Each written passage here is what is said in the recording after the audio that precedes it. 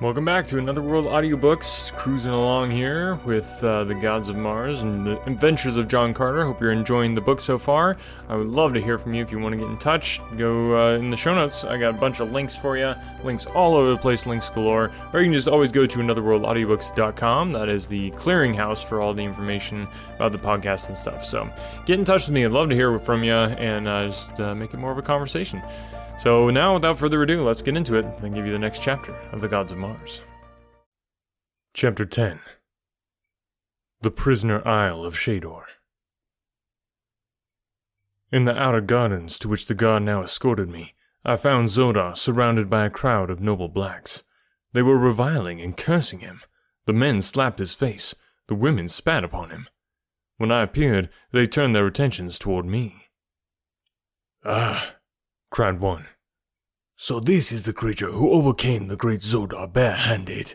Let us see how it was done." "Let him bind Thurid," suggested a beautiful woman, laughing. "Thurid is a noble Dator. Let Thurid show the dog what it means to face a real man." "Yes, Thurid, Thurid," cried a dozen voices. "Here he is now," exclaimed another. And turning in the direction indicated, I saw a huge black, weighed down with resplendent ornaments and arms, advancing with noble and gallant bearing towards us. "What now?" he cried. "What would you of Thurid?" Quickly, a dozen voices explained. Thurid turned toward Zodar, his eyes narrowing to two nasty slits. "Kallet," he hissed. "Ever did I think you carried the heart of a Sorak in your putrid breast? Often have you bested me in the secret councils of Isis, but now, in the field of war, where men are truly gauged, your scabby heart hath revealed its sores to all the world. Kallet, I spurn you with my foot." And with the words, he turned to kick Zodar. My blood was up. For minutes, it had been boiling at the cowardly treatment they had been according this once powerful comrade, all because he had fallen from the favor of Isis. I had no love for Zodar, but I cannot stand the sight of cowardly injustice and persecution without seeing red as through a haze of bloody mist, and doing things on the impulse of the moment that I presume I never should have done after mature deliberation. I was standing close beside Zodar as Thurid swung his foot for the cowardly kick. The degraded Dator stood erect and motionless as a carven image. He was prepared to take whatever his former comrades had to offer in the way of insults and reproaches, and take them in manly silence and stoicism.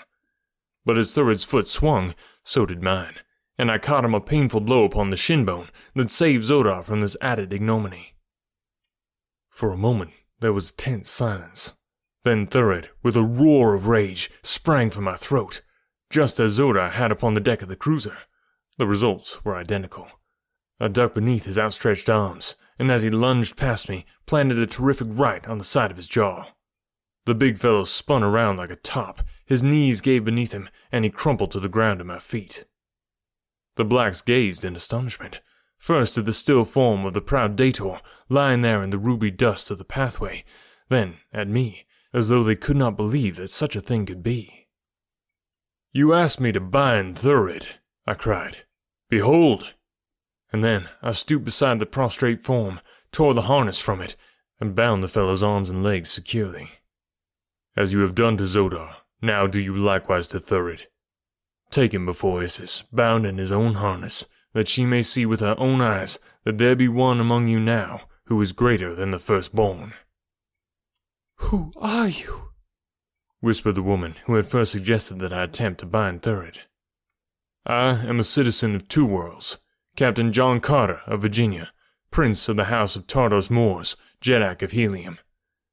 Take this man to your goddess, as I have said, and tell her, too, that as I have done to Zodar and Thurid, so also can I do to the mightiest of her Dators. With naked hands, with long sword, or with short sword, I challenge the flower of her fighting men to combat." "Come," said the officer who was guarding me back to Shador. "My orders are imperative. There is to be no delay. Zodar, come you also." There was little of disrespect in the tone that the man used in addressing either Zodar or myself. It was evident that he felt less contempt for the former Dator since he had witnessed the ease with which I disposed of the powerful Thurid. That his respect for me was greater than it should have been for a slave was quite apparent from the fact that, during the balance of the return journey, he walked or stood always behind me, a drawn short sword in his hand. The return to the Sea of Omin was uneventful. We dropped down the awful shaft in the same car that had brought us to the surface. There we entered the submarine, taking the long dive to the tunnel far beneath the upper world. Then through the tunnel and up again to the pool from which we had our first introduction to the wonderful passageway from Omin to the Temple of Isis. From the island of the submarine, we were transported on a small cruiser to the distant isle of Shador. Here we found a small stone prison and a guard of a half a dozen blacks. There was no ceremony wasted in completing our incarceration. One of the blacks opened the door of the prison with a huge key. We walked in, the door closed behind us, the lock grated, and with the sound, there swept over me again that terrible feeling of hopelessness that I had felt in the Chamber of Mystery in the Golden Cliffs beneath the Gardens of the Holy Ferns. Then Tars Tarkus had been with me, but now I was utterly alone insofar as friendly companionship was concerned. I fell to wondering about the fate of the great Thark and of his beautiful companion, the girl Thuvia. Even should they by some miracle have escaped and been received and spared by a friendly nation, what hope had I of the succor which I knew they would gladly extend if it lay in their power? They could not guess my whereabouts or my fate, for none on all Barsoom even dreamed of such a place as this. Nor would it have advantaged me any had they known the exact location of my prison, for who could hope to penetrate to this buried sea in the face of the mighty navy of the Firstborn? No, my case was hopeless. Well, I can make the best of it, and rising, I swept aside the brooding despair that had been endeavoring to claim me. With the idea of exploring my prison, I started to look around. Zodar sat with bowed head upon a low stone bench near the center of the room in which we were. He had not spoken since Isis had degraded him. The building was roofless, the walls rising to a height of about 30 feet. Halfway up were a couple of small, heavily barred windows. The prison was divided into several rooms by partitions 20 feet high. There was no one in the room which we occupied, but 2 doors which led to other rooms were opened. I entered one of these rooms, but found it vacant. Thus I continued through several of the chambers, until, in the last one, I found a young red Martian boy sleeping upon the stone bench which constituted the only furniture of any of the prison cells. Evidently, he was the only other prisoner. As he slept, I leaned over and looked at him. There was something strangely familiar about his face, and yet I could not place him. His features were very regular, and like the proportions of his graceful limbs and body, beautiful in the extreme. He was very light in color for a red man, but in other respects he seemed a typical specimen of this handsome race. I did not awaken him, for sleep in prison is such a priceless boon that I had seen men transformed into raging brutes when robbed by one of their fellow prisoners of a few precious moments of it. Returning to my own cell, I found Zodar still sitting in the same position in which I had left him. "Man," I cried, "it will profit you nothing to mope thus.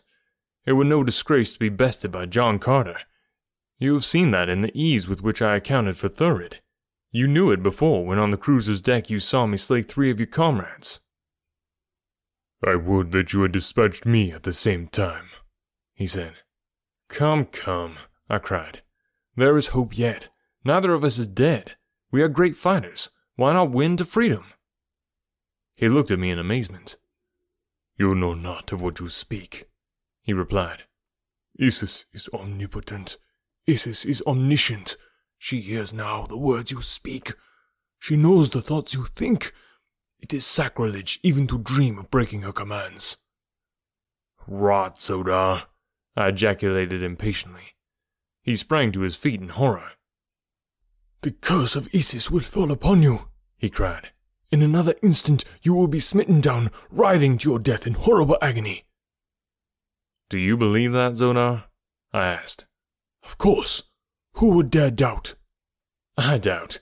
Yes, and further, I deny," I said. "Why, Zodar, you tell me that she even knows my thoughts. The red men have all had that power for ages, and another wonderful power. They can shut their minds, so that none may read their thoughts. I learned the first secret years ago. The other I never had to learn, since upon all Barsoom is none who can read that passes in the secret chambers of my brain. Your goddess cannot read my thoughts, nor can she read yours when you're out of her sight, unless you will it. Had she been able to read mine, I'm afraid that her pride would have suffered a rather severe shock when I turned at her command to gaze upon the holy vision of a radiant face. "What do you mean?" he whispered in an affrighted voice, so low that I could scarcely hear him. "I mean that I thought her the most repulsive and vilely hideous creature my eyes have ever rested upon." For a moment he eyed me in horror-stricken amazement, and then with a cry of "Blasphemer!" he sprang upon me. I did not wish to strike him again, nor was it necessary, since he was unarmed and therefore quite harmless to me. As he came, I grasped his left wrist with my left hand, and swinging my right arm about his left shoulder, caught him beneath the chin with my elbow, and bore him backward across my thigh. There he hung helpless for a moment, glaring up at me in impotent rage. "Zodar," I said, "let us be friends. For a year, possibly, we may be forced to live together in the narrow confines of this tiny room.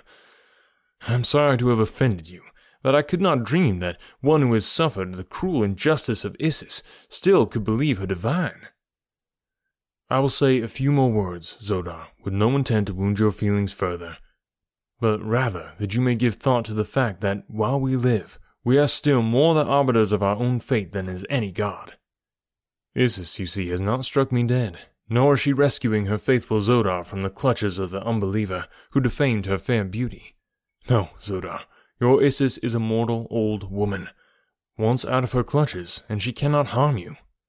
With your knowledge of this strange land, and my knowledge of the outer world, two such fighting men as you and I should be able to win our way to freedom. Even though we died in the attempt, would not our memories be fairer than as though we remained in servile fear, to be butchered by a cruel and unjust tyrant? Call her goddess or mortal, as you will. As I finished, I raised Zodar to his feet and released him. He did not renew the attack upon me, nor did he speak. Instead, he walked toward the bench, and sinking down upon it, remained lost deep in thought for hours. A long time afterward, I heard a soft sound at the doorway leading to one of the other apartments, and looking up, beheld the red Martian youth gazing intently at us. "Kaor," I cried, after the red Martian manner of greeting. "Kaor," he replied. "What do you here?" "I await my death, I presume," I replied with a wry smile. He too smiled, a brave and winning smile. "I also," he said. "Mine will come soon. I looked upon the radiant beauty of Isis nearly a year since.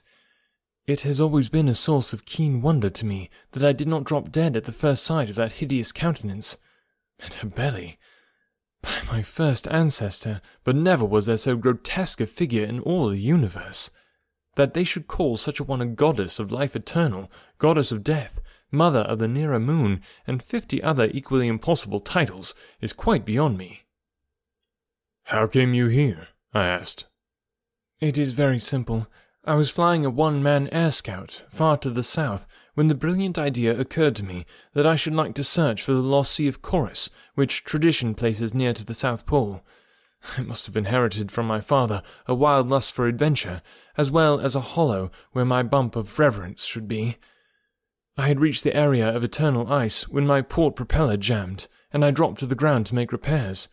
Before I knew it, the air was black with flyers, and 100 of these firstborn devils were leaping to the ground all about me. With drawn swords they made for me, but before I went down beneath them, they had tasted of the steel of my father's sword, and I had given such an account of myself as I know would have pleased my sire had he lived to witness it." "Your father is dead?" I asked.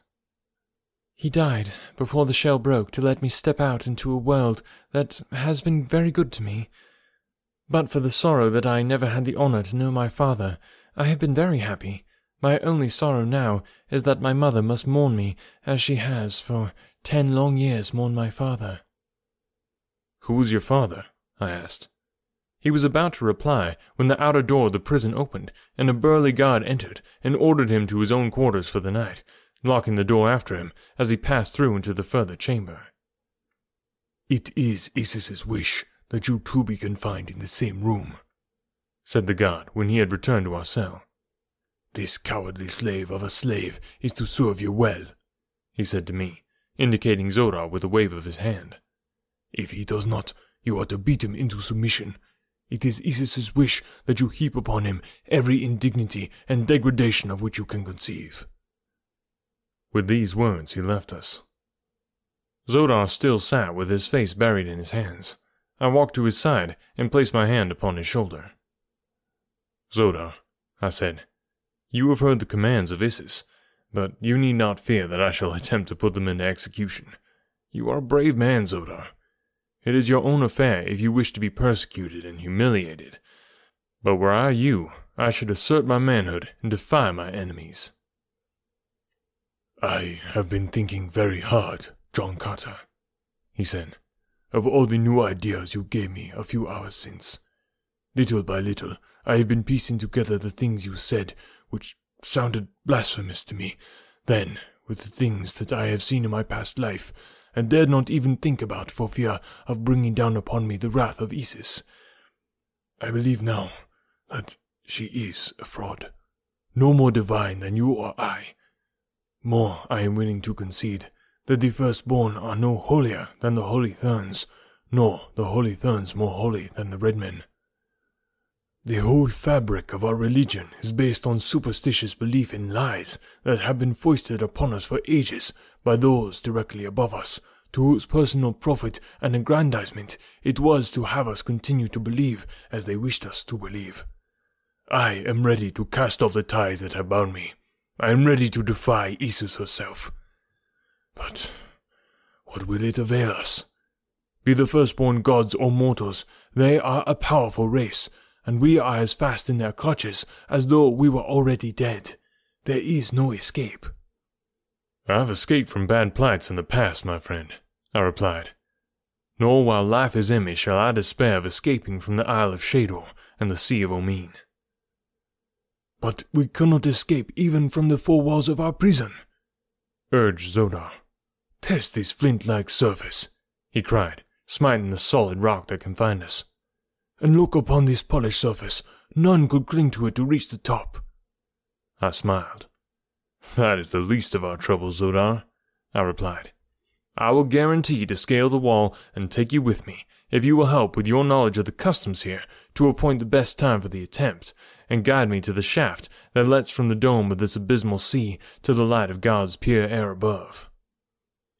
"Nighttime is the best and offers the only slender chance we have, for then the men sleep, and only a dozing watch nods in the tops of the battleships. No watch is kept upon the cruisers and smaller craft. The watchers upon the larger vessels see to all about them. It is night now." "But," I exclaimed, "it is not dark. How can it be night then?" He smiled. "You forget," he said, "that we are far below ground. The light of the sun never penetrates here. There are no moons and no stars reflected in the bosom of Omin. The phosphorescent light you now see pervading this great subterranean vault emanates from the rocks that form its dome. It is always thus upon Omin, just as the billows are always as you see them, rolling, ever rolling over a windless sea.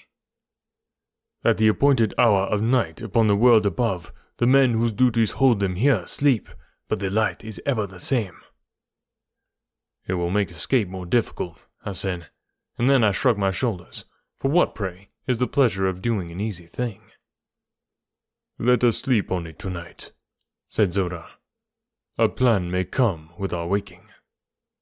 So we threw ourselves upon the hard stone floor of our prison and slept the sleep of tired men.